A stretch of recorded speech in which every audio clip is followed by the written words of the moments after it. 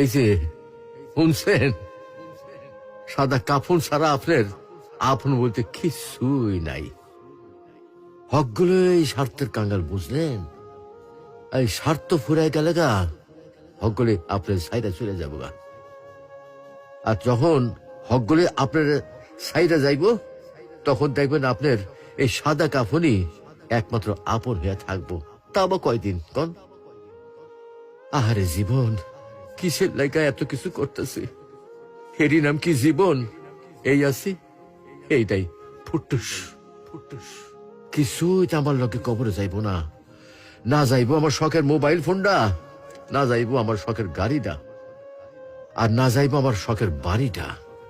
কিছুই সাথে যাইব না। এগুলা ভাববার মধ্যে কি আর সময় হয় আমাগর? আমরা কত ব্যস্ত, তাই না?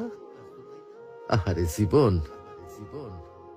আসুন সময় থাকতে ইমানের পরিচর্যা করি, পরকালের পাথেয় গুছাই, পরকালের কথা ভাবি। আল্লাহ আমাদেরকে ইমান চর্চা তৌফিক দান করুন, আমিন।